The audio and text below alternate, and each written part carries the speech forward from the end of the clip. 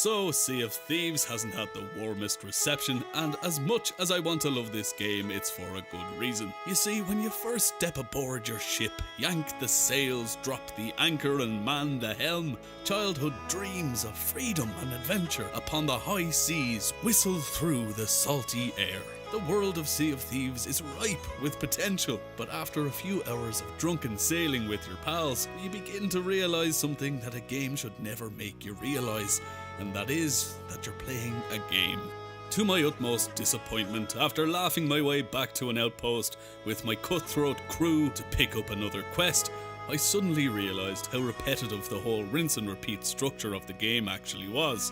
Sea of Thieves is a shell of a game, and there's only so many hours you and your friends can create fun for until you sober up and your tankards eventually run dry.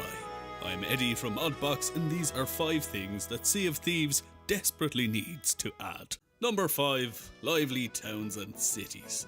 When we think of a pirate's life, we think of pulling up to a port after a long day of treasure hunting, docking at a lawless pirate haven on an island where the oil lamps never dim, the rum is always flowing, the sea shanties are sung all night and long into the early hours of the morn, and exaggerated tales of ghosts, merfolk, and monsters from adventuring bands of scoundrels are spilled across the tavern tables. But what we get in Sea of Thieves is this.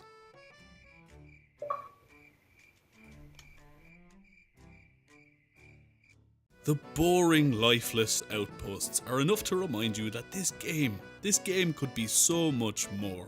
Number 4, more enemies. Snakes and skeletons. That's pretty much it. We're pirates. We don't even get to brawl with local authority or other NPC pirates. The occasional shark might make an appearance, and there's also the chance that you might run into the line of a kraken. But before you go getting excited, the kraken is literally just a bunch of floundering tentacles. Well, the first thing they need to do is update the kraken. A legendary monster should have a legendary presence. When it emerges from the depths, it should rear its ugly head and wrap its gigantic tentacles around the ship, chomping at the player characters as they struggle to avoid its deathly grasp.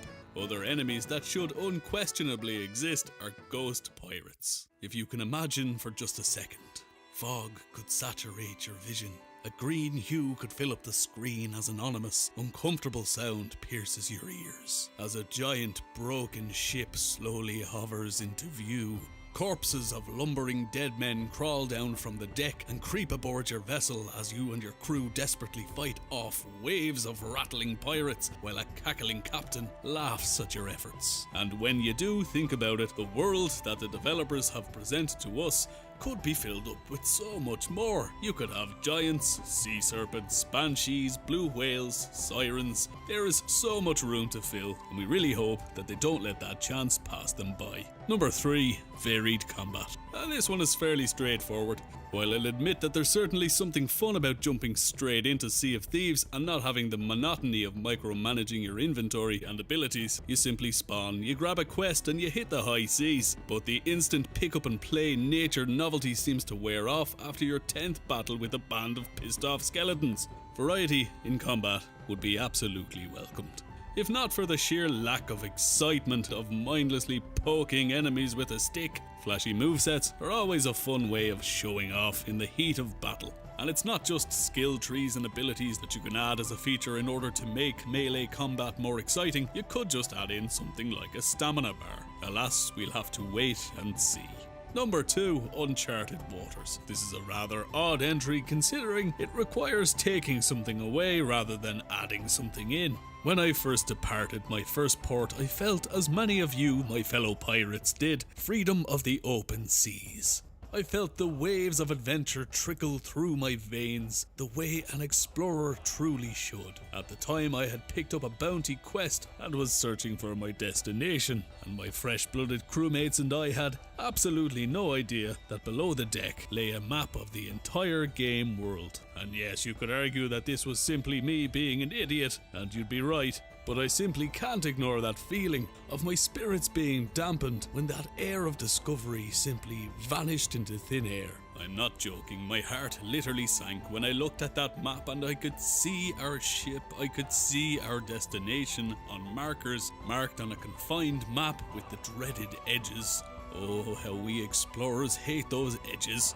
Why don't the quests just send us in a direction with only the aid of our compasses? Making the journey from point A to B would be half the fun. Rare if you're listening, and I'm sure you are because I have 20 subscribers now. If ever there was an open world game to innovate by removing an expected mechanic such as a map, it's this game. You could make the argument that it's too late, but well, it might be too late, which is a real shame. They could, however, in a future update, when they add new areas to the world, give us no map of these places, which would entice us to explore for ourselves. And number 1, unique quests. This is unquestionably the most sought after improvement that the Sea of Thieves community are crying out for. But it has to be said that some of the previous entries on this list have to exist in order to complement this edition. For example, how can you have monster hunt contracts without a tasty selection of monsters to hunt? Or how can you have pirate heists without law enforcement to chase you across stormy waters? I could go on and on with ideas for quests, but the fact remains that the missions offered to you in Sea of Thieves by the 3 factions are all just different variations of the same feckin' mission. I mean, skeleton forts are a nice touch, but even they run dry after your 3rd or 4th run. But alas, yet again, we must cross our fingers and wait and see what lies upon the horizon. And between you and I, don't fret if Microsoft and Rare attempt to charge any of you for these features that should have been in the game from day one.